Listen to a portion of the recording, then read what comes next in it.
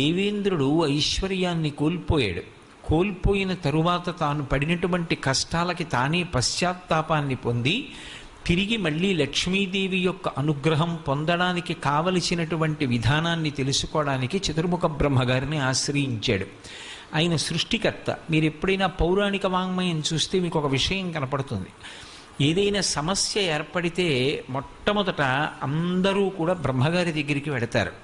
ఆయన ఒక మార్గాన్ని చూపిస్తాడు. ఇదిగో మీరు ఇలా వెళ్ళండి అని చెప్తూ ఉంటాడు.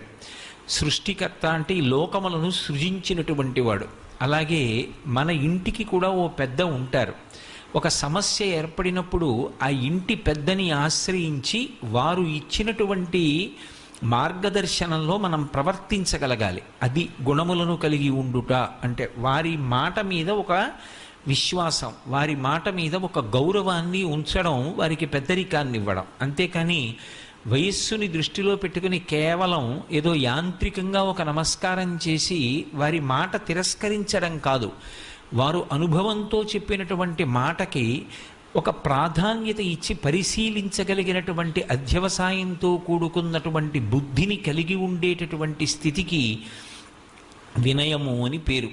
అటువంటి స్థితిని పొందాలి. అందుకే బ్రహ్మగారిని వెళ్ళి అడుగుతారు. బ్రహ్మగారు శ్రీ మహావిష్ణువుని ఆశ్రయించమన్నారు. వాళ్ళందరూ శ్రీ మహావిష్ణువుని స్తోత్రం చేశారు. మీరు జాగ్రత్తగా గమనిస్తే అనేక సందర్భాలలో అసలు శ్రీ మహావిష్ణువు దర్శనమివ్వరు, ఆయన స్తోత్రం చేశారు. మీరు జాగ్రత్తగా గమనిస్తే అనేక సందర్భాలలో అసలు శ్రీ మహావిష్ణువు దర్శనమివ్వరు, ఆయన వాక్కు వినపడుతుందంతే. ఈ సందర్భంలో ఆయన ఒక మాట చెప్పారు. పోగొట్టుకున్నటువంటి లక్ష్మిని తిరిగి పొందాలి అంటే క్షీరసాగర మథనం చెయ్యాలి. ఆ క్షీరసాగర మథనం చెయ్యాలి అంటే దానికి కొన్ని సంభారములు కావాలి.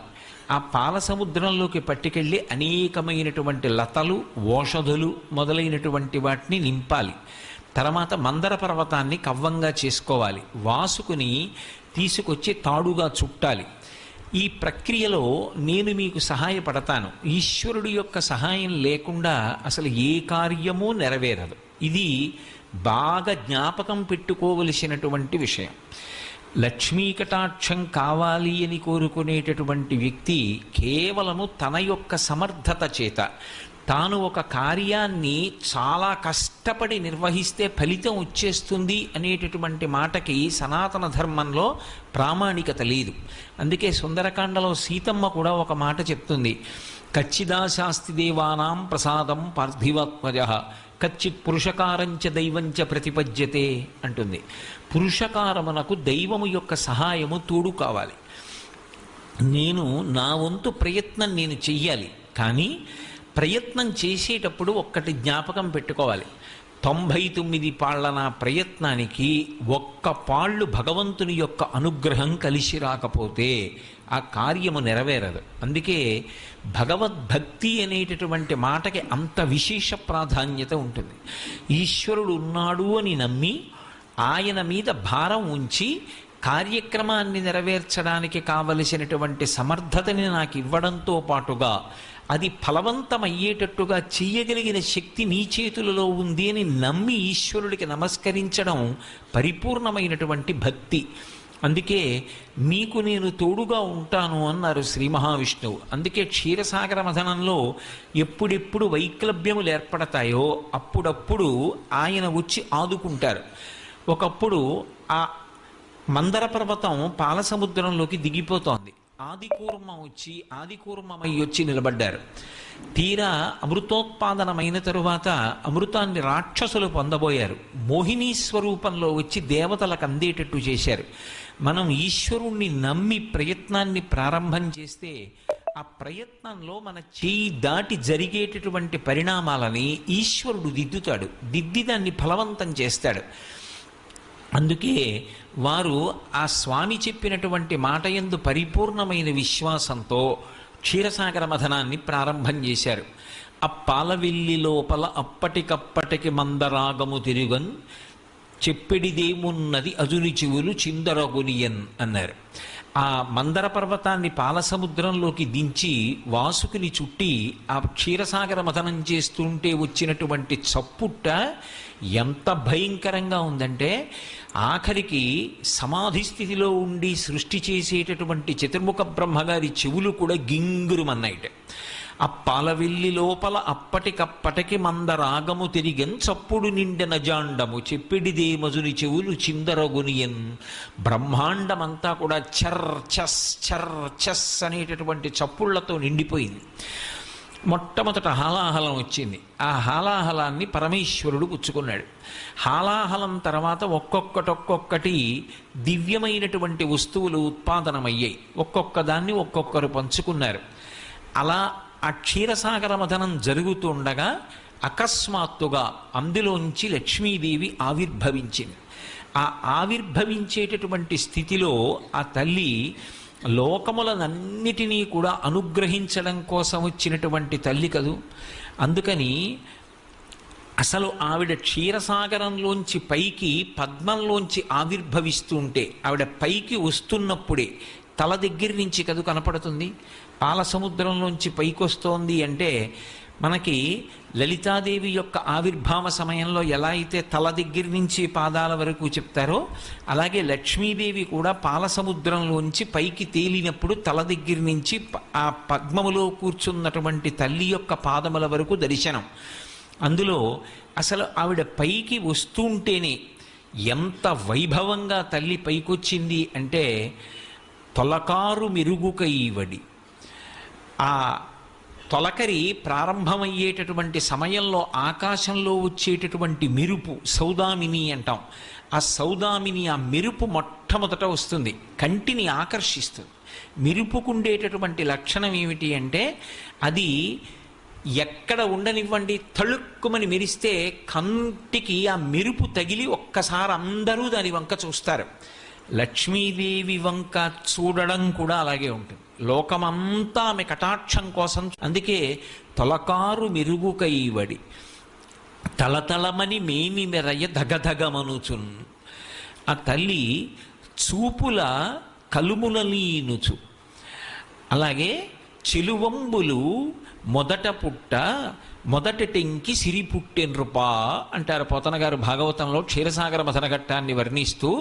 తలతలమని మేని మెరయ ధగధగమనుచున్. అంతా కూడా కాంతులే చెప్తారు. దీంట్లో మీరు బాగా గమనించవలసిన విషయం ఏమిటంటే, లక్ష్మీదేవి యొక్క వైభవాన్ని ఎక్కడ చెప్పినా సరే మెరుపు తీగతో చెప్తారు. ఎందుకని మెరుపు తీగతో చెప్తారు అంటే, అన్నిటిలోకి తొందరగా కంటిని ఆకర్షించేది ఏది అంటే మెరుపు. చీకటిగా ఉందనుకోండి, చీకట్లో సౌదామిని విద్యుల్లత ఒక మెరుపు మెరిసిందనుకోండి మబ్బు మీద, ఆ మెరుపు మెరవగానే ఎటువైపు నుంచి ఆ మెరుపు మెరిసిందో అటువైపుకి ఆ కాంతి కంటిని లాగుతుంది. ఆవిడ కూడా ఒక మెరుపు తీగలా ఉంటుంది.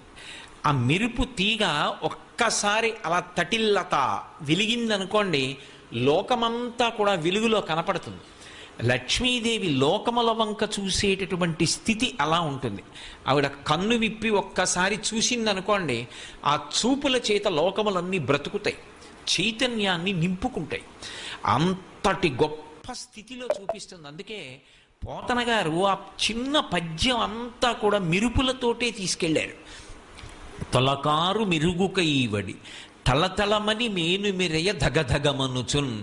ఆవిడ శరీరం అంతా కూడా తళుక్కని మెరిసిపోతోంది, ధగధగమంటోంది.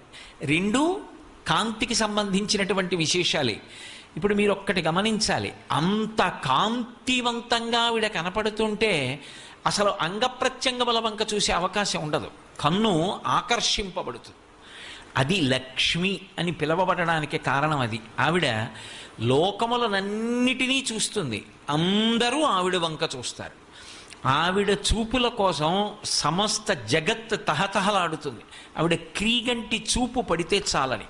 అందుకే లలితాదేవి ఆవిర్భావంలో చెప్పినట్టుగా తల నుంచి పాదముల వరకు వర్ణించారు, మొత్తం ఒక కాంతి పుంజం కింద చెప్పారంతే. అందుకే తలతలమని మేను మెరయ ధగధగమనుచున్.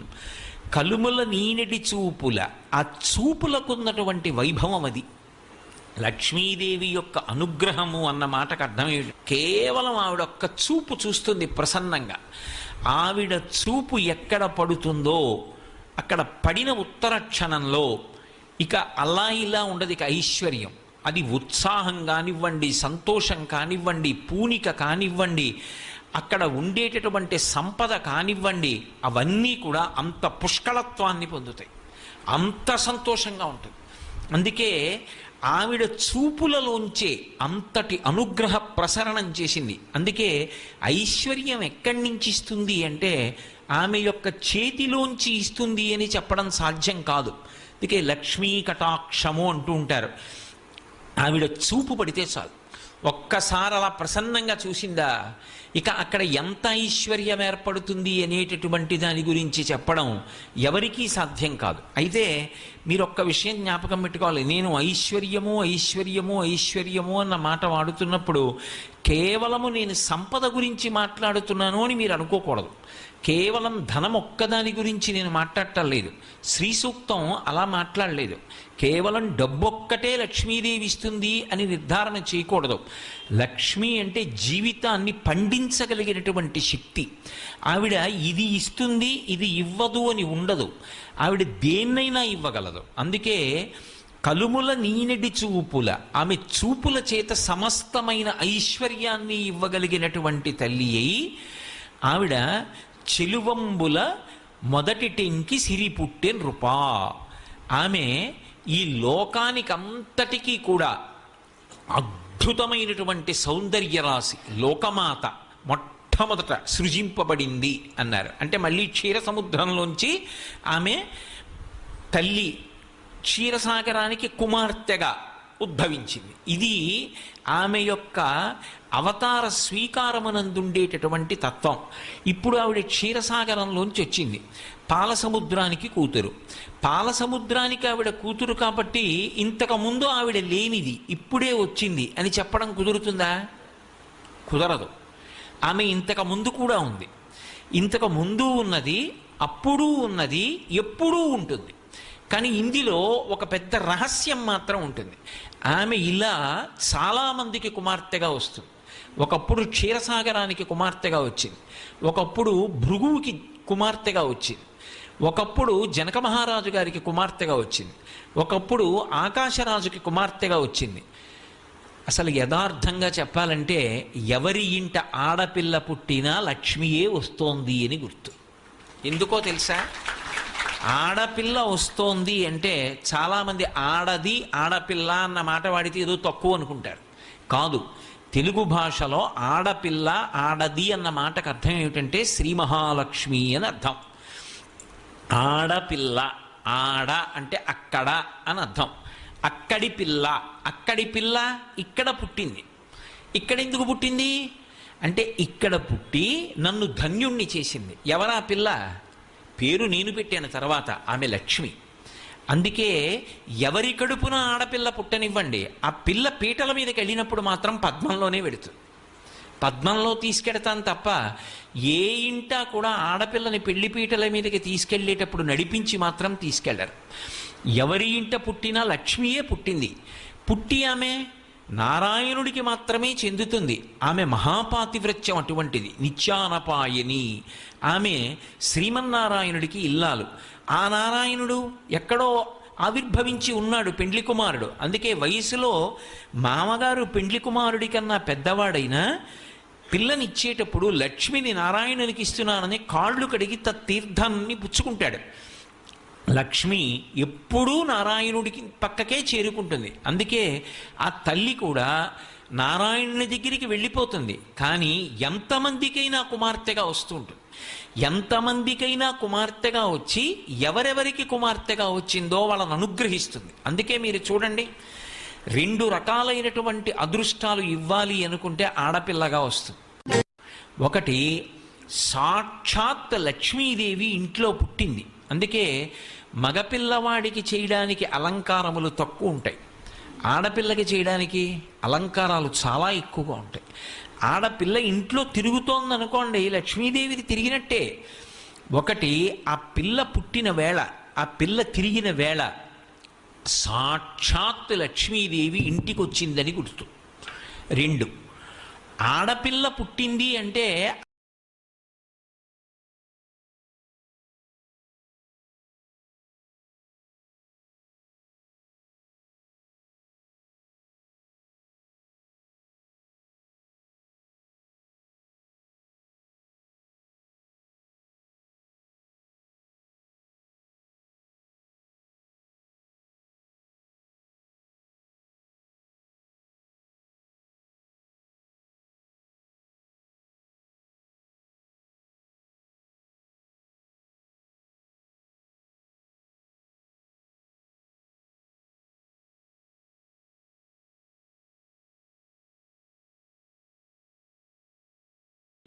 ఆ పిల్లని ఎక్కడికి చేరుస్తున్నారు? ఎవరో ఓ పేరున్నవాడికి కాదు ఇస్తున్నది, సాక్షాత్తు నారాయణ స్వరూపాయ వరాయ. ఆ వరుడు నారాయణ స్వరూపుడు. ఇప్పుడు లక్ష్మిని నారాయణుడి పక్కకి చేర్చారు. ఆ చేర్చిన కారణం చేత ఏమైంది? దశ పూర్వేషాం దశాపరేషాం, 10 తరాలు నా తర్వాత వచ్చేవి, 10 తరాలు నా ముందున్నవి, నేను ఒక తరం, 21 తరాలు ఉద్ధరింపబడ్డారు, ఉన్నత లోకాలకి వెళ్ళారు. ఏది మగపిల్లవాడి విషయంలో చూపించండి అలా ప్రమాణం. అలా చేయగలడా? సాధ్యం కాదు. అమ్మవారు అనుగ్రహిస్తే ఆ తల్లి వీళ్ళని నేను విశేషమైనటువంటి ఫలితము చేత సత్కరించాలనుకుంటున్నాను అనుకుంటే ఆడపిల్లగా వస్తుంది. అందుకే ఆడది ఆడపిల్ల ఈ మాటలు తక్కువతనమని ఎవడనుకున్నాడో నాకు అర్థం కాదు. అంతకన్నా గొప్ప మాట లోకంలో ఇంకోటి ఉండదు. ఆడపిల్ల అంటే నారాయణుని సొత్తు, శ్రీ మహాలక్ష్మి అని దానికి అర్థం. కాబట్టి ఇప్పుడు ఆ పిల్ల ఇక్కడ పుట్టింది, అక్కడికి వెళ్ళింది, ఇప్పుడు ఇక్కడ వంశాన్ని వదిలేసింది, ఇంటి పేరు వదిలేసింది, ఇక్కడ ఉన్నవారిని విడిచిపెట్టేసింది, భర్త చెయ్యి పట్టుకుని వెళ్ళిపోయింది. ఇప్పుడు ఆమె అక్కడ మహాపతివ్రత అయి ప్రవర్తించింది. ఎవరు తరిస్తారు? అంటే కేవలము అత్తవారు కాదు, ఆ పిల్ల నడవడి చేత 2 వంశములు తరిస్తాయి. పుట్టింటివారు మెట్టినింటివారు 2 వంశాలు తరిస్తాయి. అది మగపల్లవాడి విషయం అయితే వాడు ఎక్కడ పుట్టాడో ఆ వంశం తరిస్తుంది. కానీ ఆడపిల్ల 2 వంశాలని తరింపజేస్తుంది. అందుకే అసలు ఆడపిల్ల వచ్చింది అంటే లక్ష్మీదేవే వచ్చింది. అందుకే శ్రీరామాయణంలో వాల్మీకి మహర్షి ఒక చమత్కారం చేయించారు. జనక మహారాజు గారు కన్యాదానం చేస్తున్నప్పుడు ఈయం సీత మమ సుత సహధర్మచరీతవా ప్రతీచ్ఛ చైనాం భద్రం తే పాణిం గృహ్ణీష్వ పాణిన పతివ్రత మహాభాగా ఛాయేవానుగతా సదా అన్నారు. మమ సుత దగ్గర నుంచి మీరు చూడండి, పేరు సీత. సీత అంటే నాగటి చాలుకు పుట్టింది, ఆవిడ పెట్టుకుంది పేరు. నిజానికి ఆ పుట్టిన పిల్ల లక్ష్మి. సీత లక్ష్మీవాచకం. నా ఇంట బిడ్డ పుట్టినా కూడా ఆడపిల్ల పుడితే ఆమె ఇయం సీత మమసుత, నాకు కూతురుగా వచ్చింది. ఎందుకని? నాకు అనుగ్రహాన్ని ఇవ్వాలనుకుంది. ఆడపిల్ల ఇంటికి వచ్చింది అంటే లక్ష్మీదేవి ఇంటికి వచ్చినట్టే. అందుకే మీరు వేదంలో ఉన్నటువంటి మంత్రాల తాత్పర్యాన్ని గమనిస్తే ఒక పిల్లవాడికి పెళ్ళయింది అంటే అతని ఐశ్వర్యమంతా ఎవరిది అంటే అతనిది కాదు, ఇల్లాలు అంటారు. ఆ ఇంటి యొక్క గృహిణికి చెందుతుంది. అందుకే ఒకప్పుడు దేవేంద్రుడు లక్ష్మీదేవిని దర్శనం చేసి స్తోత్రం చేశాడు. చేసినప్పుడు ఆవిడ నేను ఎక్కడెక్కడ ఉంటానో తెలుసా అని తాను ఎన్ని చోట్ల ఎన్ని రూపాలతో ఉంటుందో చూపించింది.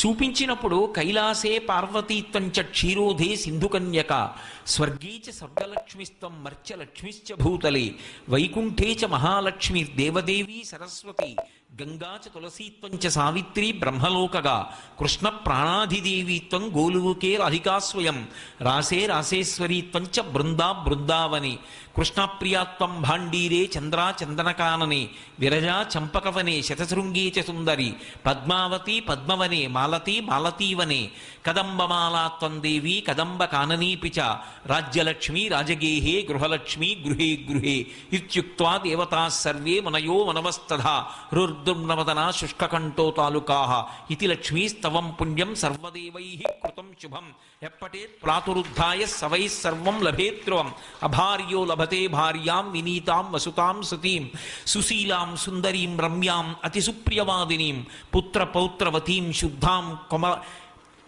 కులజాం కోమలాం వరాం అపుత్రో లభతే పుత్రం వైష్ణవం చిరజీవినం పరమైశ్వర్యయుక్తం చ విద్యావంతం యశస్వినం భ్రష్టరాజ్యో లభేద్రాజ్యం భ్రష్టశ్రీ లభతే శ్రియం అని తనకి ఫలశ్రుతి కూడా చెప్పాడు ఇంద్రుడు.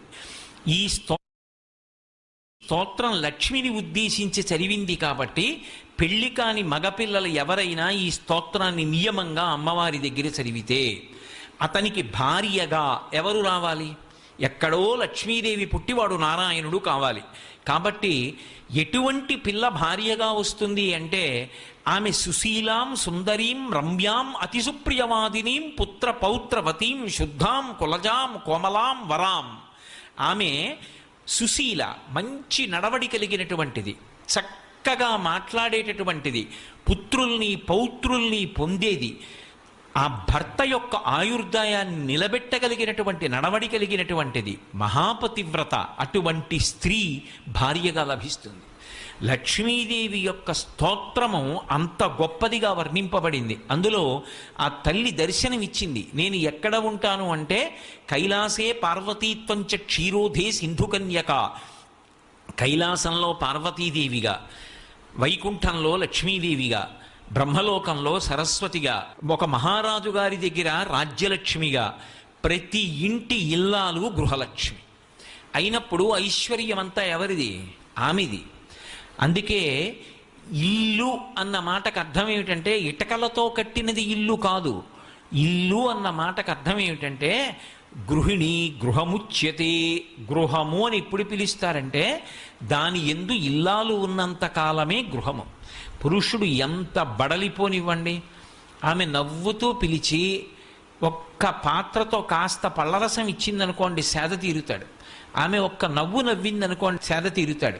ఆమె ఒక మాట మాట్లాడితే సేద తీరుతాడు.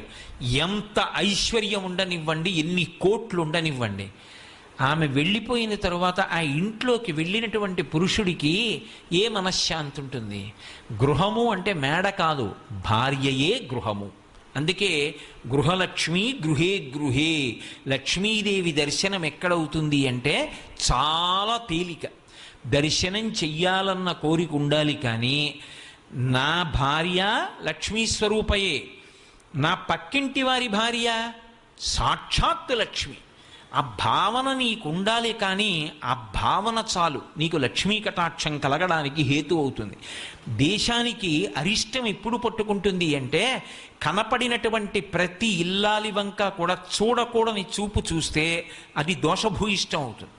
ప్రతి ఇల్లాలిని కూడా లక్ష్మీ స్వరూపగా చూడగలిగినటువంటి విశాల హృదయం ఉంటే, అటువంటి పవిత్రమైన దృక్కులు కలిగి ఉంటే, దాని చేత దేశమంతా కూడా లక్ష్మీ కటాక్షంతో వర్ధిల్లుతుంది. సిద్ధలక్ష్మి.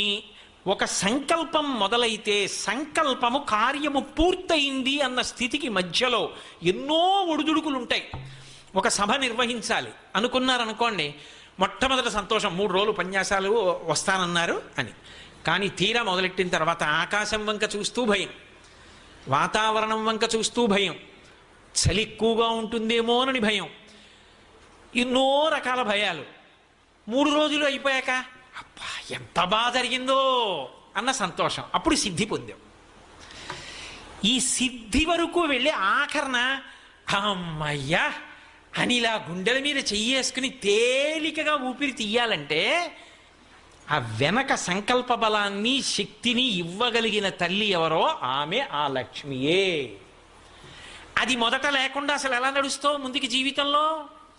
నేను డాక్టర్ అవ్వాలండి, మంచిదే సంకల్పం. డాక్టర్ అవ్వడానికి నువ్వు లేచింది ఎప్పుడు, చదివింది ఎప్పుడు అనుకుంటే అవుతావా? డాక్టర్ అవ్వడానికి కావలసిన క్రమశిక్షణ నీకుందా? నేను ఒక గొప్ప విద్వాంసుణ్ణి కావాలండి, నువ్వు చదివింది ఎప్పుడు, చదవగలవా? ఇది కార్యసాధనకు కావలసినటువంటి విభూతిని ఆ తల్లి అనుగ్రహించి సంకల్పము కార్యముగా పూర్తయినది అని నిలబెట్టడానికి కావలసిన విభూతిని అనుగ్రహించగలిగిన తల్లి సిద్ధలక్ష్మి. మోక్షలక్ష్మి. మోక్షలక్ష్మి అంటే సాధారణంగా మోక్షం ఎక్కడ చెప్తాం? చివర చెప్తాం ధర్మార్థ కామ మోక్షములు అంటాం. మరి రెండో లక్ష్మి మోక్షలక్ష్మి ఎందుకయింది అంటే మోక్షము అంటే విడుదల. విడుదల యందు ఏమవుతుందో తెలుసా? పరమానందం ఉంటుంది. అది ఈ లోపల నుంచి ఉబ్బుకుతుంది. నేను మీకు ఒక ఉదాహరణ చెప్పాలంటే, ఒక గొప్ప విగ్రహం చెక్కాలనుకున్నాడు ఒక ఆయన. గజలక్ష్మిని చెక్కాలనుకున్నాడు. దానికి తగిన రాయి దొరకాలి. వెతకాలా? అది ఎటువంటి రాయి అయి ఉండాలి? పొడారిపోకూడదు. కొన్ని వందల సంవత్సరములు నీటిలో నానిపోయిన రాయి అయి ఉండాలి. అటువంటి రాయి వెతికి మోకులు కట్టి నీరు తగ్గిపోయినప్పుడు వెతికి పట్టి తీసుకొచ్చి ఒడ్డుకు లాగారు. లాగిన తర్వాత అది పెద్ద శిల. మీరు ఎప్పుడైనా చూశారో లేదో శిల్పం చెక్కేటప్పుడు రాయి రాయి అంతా ఎక్కి కూర్చుంటారు శిల్పులు. కూర్చుని రకరకాలైనటువంటి ఆ పరిమాణంలో ఉన్నటువంటి ఉలులు పెట్టి సుత్తులు పెట్టి కొడతారు. పెచ్చులు ఊడిపోవడం మొదలెడుతుంది. ఆఖరణ కళ్ళు చెక్కుతారు. చెక్కేటప్పుడు ప్రధాన శిల్పి కొబ్బరికాయ కొట్టి ఎంతో జాగ్రత్తగా చెక్కుతాడు. ఇప్పుడు అద్భుతమైనటువంటి గజలక్ష్మి మూర్తి వచ్చింది.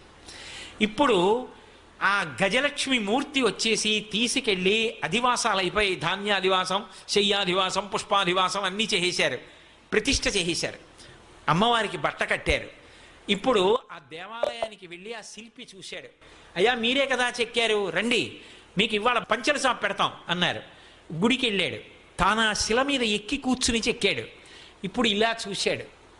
ఇలా చూసి అబ్బా చాలు, ఎంత బాగా వచ్చింది రామూర్తి అన్నాడు.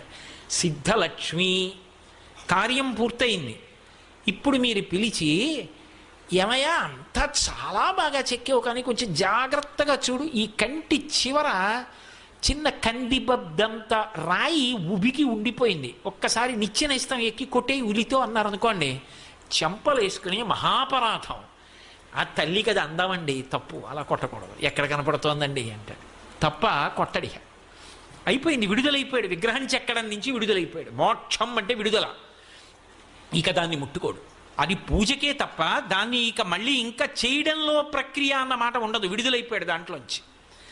విడుదలైపోయాడు అంటే ఇక దాన్ని గురించి మనసు ఆలోచిస్తే ఆనందము ఉద్భుతమవుతుంది తప్ప, ఎన్నాళ్ళు కష్టపడ్డాను రా, ఎంతమంది ఇన్ని పత్రికల్లో వస్తోంది దాని గురించి, ఇన్ని టీవీ ఛానల్స్ చూపిస్తున్నాయి, ఎంతమంది వచ్చి ఇంటర్వ్యూ తీసుకున్నారు, ఎలా చెక్కారు ఆ మూర్తిని ఎలా చెక్కారని. ఇప్పుడు విడుదలైపోయాడు. విడుదలైపోయి ఆనందం పొందుతున్నాడు. ఈ ఆనందం పొందాలంటే విడుదల కావాలి. అంటే ఇక దాని జోలికి వెళ్ళక్కర్లేదు. ఆ స్థితి నాకు కావాలి. నేను ఏ సంకల్పంతో మొదలుపెట్టినా ఆ స్థితికి ఎదగగలగాలి. అమ్మా నువ్వమ్మా చేయించావు, ఇలా నాతో ఎన్నో చేయించమ్మా అని నమస్కారం పెట్టి ఆనంద భాష్పాలతో వెళ్ళిపోవాలి. అది మోక్షలక్ష్మి. అందుకే సిద్ధలక్ష్మి, మోక్షలక్ష్మి, జయలక్ష్మి. జయలక్ష్మి అంటే ఈ సిద్ధలక్ష్మి మోక్షలక్ష్మి నీకు కావాలి అంటే జయలక్ష్మి ఒకటి కావాలి. ఏమిటి జయం? జయం ఎప్పుడు వస్తుంది? ఎదురొడ్డి నిలబడితే. ఎదురొడ్డి నిలబడిన వాడికి జయం అన్న మాట ఎక్కడుంది?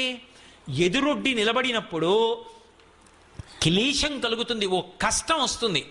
ఆ కష్టాన్ని తట్టుకోవడానికి వ్యూహాన్ని నిర్మాణం చెయ్యాలి. నేను అంటున్న మాటలు మీరు చాలా జాగ్రత్తగా పట్టుకోవలసిమండి.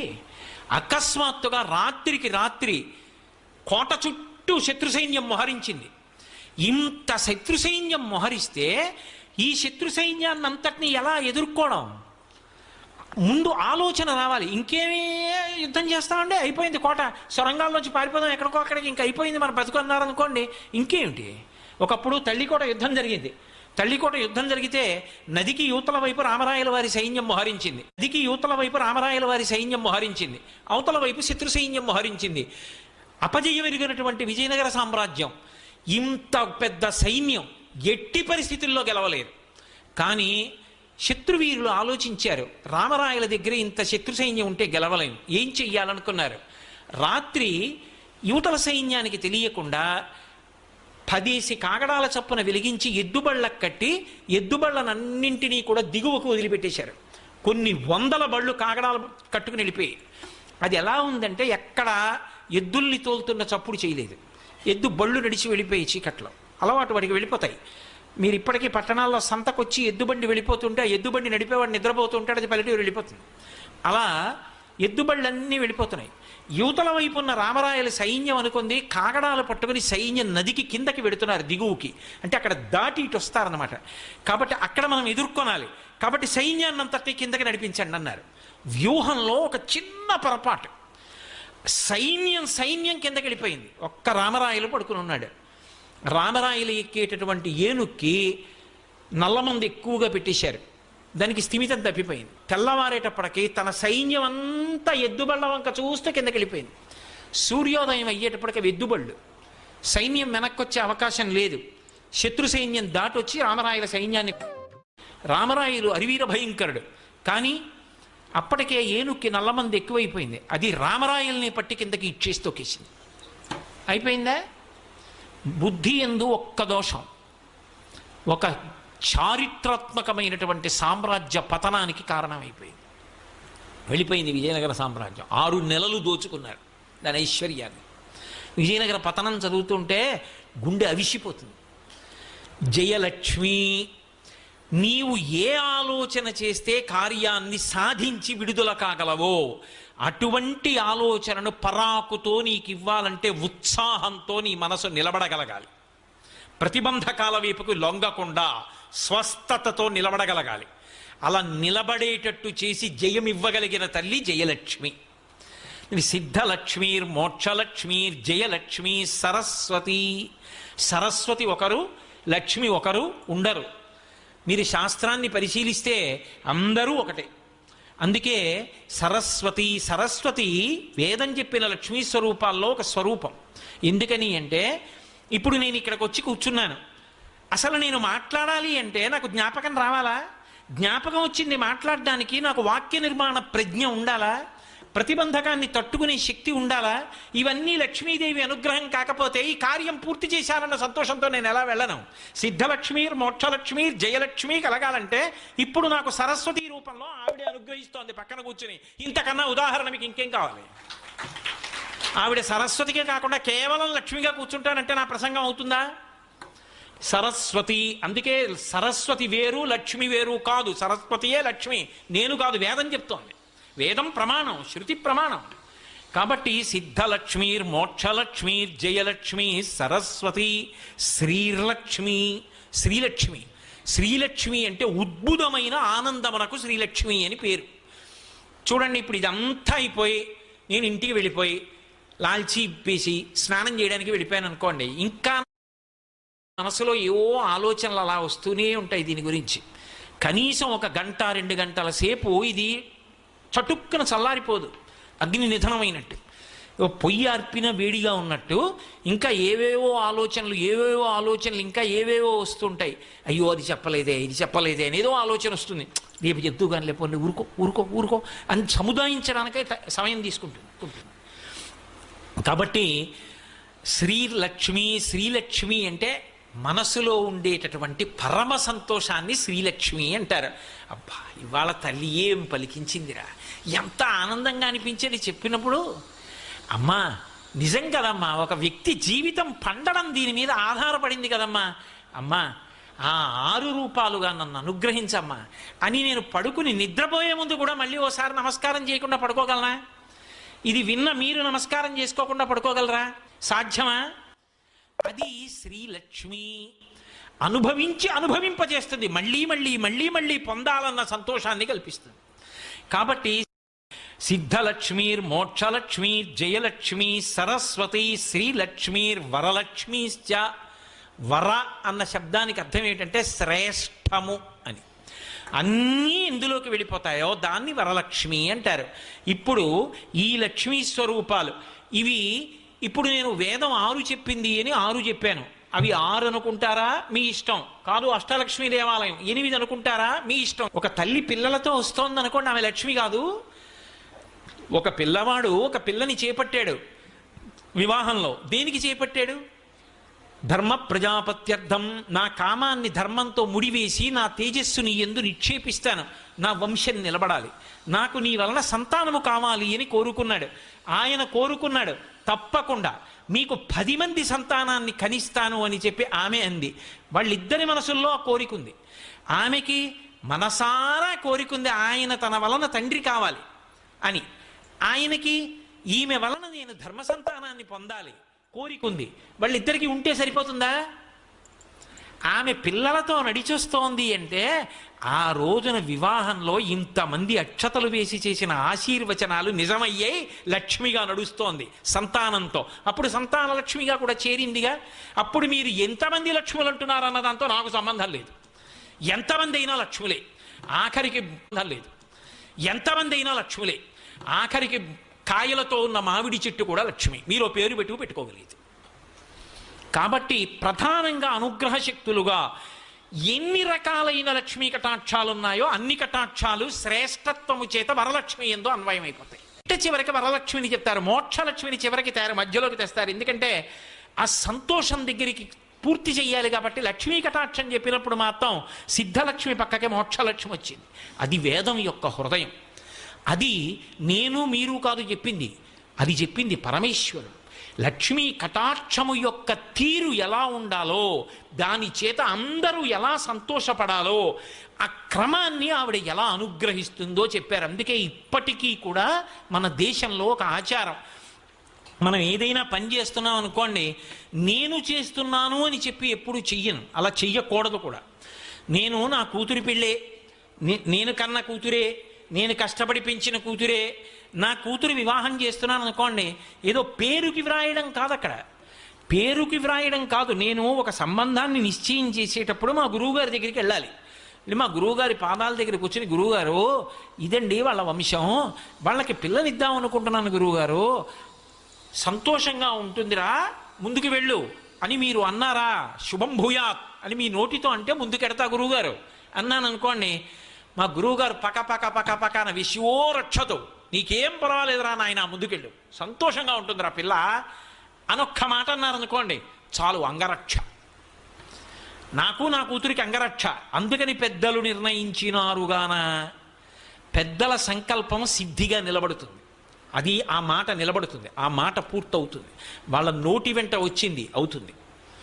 అందుకే సంకల్పము కార్యముగా మారడం వెనక, సంతోషము నిలబడము వెనక లక్ష్మీ కటాక్షం ఉంది. అందుకని సిద్ధలక్ష్మీర్ మోక్షలక్ష్మీర్ జయలక్ష్మీ సరస్వతి శ్రీలక్ష్మీర్ వరలక్ష్మీశ్చ ప్రసన్నా మమ సర్వదా. ఎప్పుడు ఏదో అమ్మ ఒకరోజో 2 రోజులో ఏదో శ్రావణ శుక్రవారం వరలక్ష్మీ వ్రతంలో కాదు, సర్వదా అన్ని కాలముల యందు అన్ని దేశముల యందు నాకు ఈ బుద్ధి నీ అనుగ్రహంగా నిలబడాలి.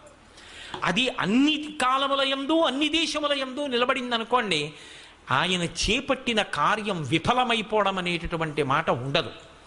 జయమే. ఎక్కడికి వెళ్ళనివ్వండి, ఏది చేయనివ్వండి, జయం. అందుకే ఇప్పటికీ ఓ మాట అంటుంటారు, శుభం జయం నాయన వెళ్ళిరా, శ్రీరామజయం శ్రీరామజయం శ్రీరామకి. కన్నడ దేశంలో మీరు ఏదైనా మాట చెప్పారనుకోండి, అయ్యా నేను వెళ్ళొస్తానండి అన్నాను, శ్రీరామజయం శ్రీరామజయం అంటారు. శ్రీరామ చెప్పి జయం.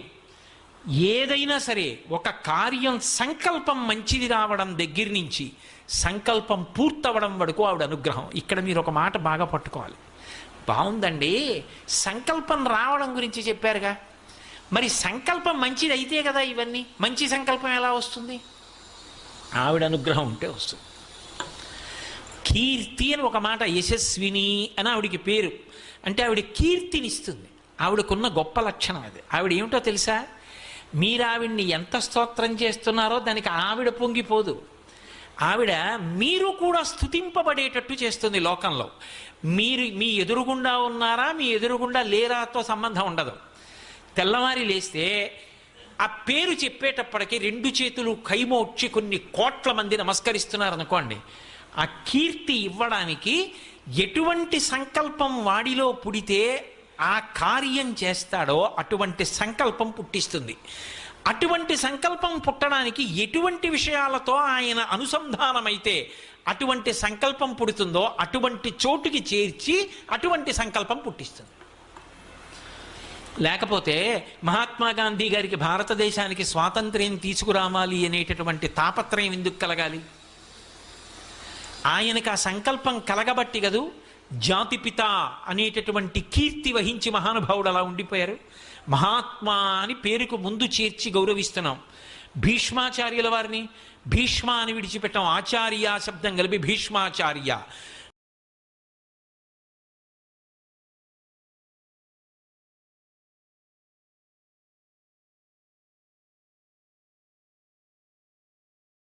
వేదం ఎలా చెప్పిందో అలా ఆచరించినవాడు. అంటే ఒక మంచి సంకల్పం మనసులోంచి పుట్టాలి అంటే అసలు ఆ మనసుకి ఆలంబనం ఏమవుతోంది? మీరు నాకు ఒక కర్ర ఇచ్చారనుకోండి, నేను మీకు తేలిక ఉదాహరణ చెప్తున్నా. కోటేశ్వరారు ఒక గంట ఈ కర్ర పట్టు కూర్చోండి అన్నారు అనుకోండి, కర్రకుండే లక్షణం ఏమిటో తెలుసా? అది ఏ సన్యాసి చేతిలో సత్యదండం గురించి నేను చెప్పట్లా. నా బోటిగాడికి కర్ర ఇచ్చారనుకోండి మీరు, నేను ఆ కర్ర పట్టు కూర్చుని కాసేపు ఆగి ఏం చేస్తానంటే దాన్ని ఇలా ఇలా ఇలా ఇలా కొడతాను. ఆ తర్వాత ఏదో అలా పాకుతుంటే దాన్ని ఖచ్చితంగా కొట్టగలనా అని కొట్టి చూస్తాను. ఆ తర్వాత నా చేతిలో నేనే కొట్టుకుంటాను. ఎంత గట్టిగా కొడితే నిప్పెడుతోందో చూస్తాను. ఒక గంట నా చేతిలో కర్ర ఉంటే ఎన్ని చెయ్యకూడని పనులు చేసి ఎంత పాపం మూట కట్టుకుంటాను. ఇంకా కాసేపు ఆగితే పడుకున్న కుక్క మీదకి కర్ర విసురుదాం అనిపిస్తుంది.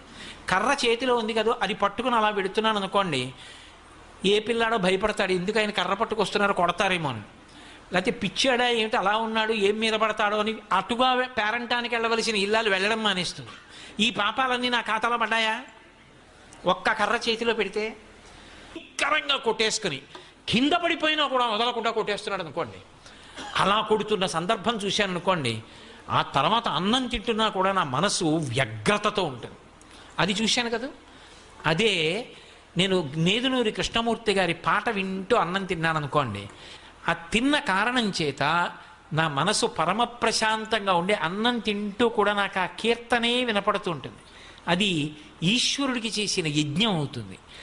నా ఇంద్రియములకు ఏది ఆలంబనం చేశానో దాన్ని బట్టి లోపల సంస్కారం ఏర్పడుతుంది. నేను చూడకూడంది చూస్తూ, వినకూడంది వింటూ, ముట్టుకోకూడంది ముట్టుకుంటూ, తినకూడంది తింటూ, ఇవన్నీ చేస్తూ మంచి సంకల్పం నా మనసులోంచి రావాలంటే ఎలా వస్తుంది? ఒక్కనాటికి రాదు. నిద్రగన్నేరు విత్తనాలు వేసాడు, నిద్రగన్నేరు చెట్లే వస్తాయి. మామిడి టెంకలు వేసాడు, మామిడి చెట్లే వస్తాయి. నువ్వు ఏ విషయంతో అనుసంధానమయ్యావో దానికి సంబంధించిన సంకల్పాలు వస్తాయి. మంచి సంకల్పాలు రావాలి అంటే మంచి విషయాలతో అనుసంధానం అవ్వాలి. అంటే ఏదో ఒక మంచి వస్తువు పట్ల నీకు ఆకర్షణ కలగాలి. నేను ఎలాగైనా సంగీతం నేర్చుకోవాలండి అన్న ఉత్సాహం నీకు కలగాలి. ఎంత కష్టపడని ఒక్క గంట సాధన చేయకుండా నువ్వు పడుకోలేవు. ఎందుకని అంటే ఆ సాధన చేసుకోవడంలో నీకు తృప్తి ఉంది. ఎంత కష్టపడని ఒక గంట సేపు పూజ చేయకపోతే సంతోషం లేదు. మహానుభావుడు ఈ భూమి మీద నడయాడిన దైవంగా కీర్తింపబడిన మహాస్వామి రోజు గంట పూజ చేసేవారు. ఒరుగంట పూజ అని పేరు. అందులో ఆయనకి సంతోషం ఉంది. దేని చేత మనస్సు అనుసంధానమవుతుందో అది సంకల్పం అవుతుంది. ఆ సంకల్పం నెరవేరేటట్టుగా కూడా ఆవిడే చేస్తుంది. ఇంట్లో ఎన్ని తరాలకి కూడా సరిపడనంత కీర్తి సంపాదించగలిగిన వాడు ఒక్కడు పుడితే ఆ పేరు ఎంతకాలం నిలబడుతుందో అంతకాలం ఆ ఇంట్లో తరాల వాళ్ళందరూ ఊర్ధ్వలోకాలకు ఎడతారు. అటువంటి కీర్తిని తన బిడ్డలకు ఇవ్వడం ఆవిడ లక్షణం. అందుకే మీరు చూడండి, ఆవిడ పాదములు పట్టుకుంటే ఆవిడ కాదు కీర్తి పొందడం, ఆవిడ పాదములు పట్టుకున్న వాడిని లోకం కీర్తించేటట్టు చేస్తుంది. ఆవిడ కీర్తించేటట్టు చేసి అంతమంది కీర్తిస్తుంటే మురిసిపోతుంది. చూసావా నా బిడ్డడికి ఎంత పేరో, నా పాదాలు పట్టుకున్నాడు కదా, వాడికి ఎంత కీర్తో చూసావా అని తాను మురిసిపోతుంది.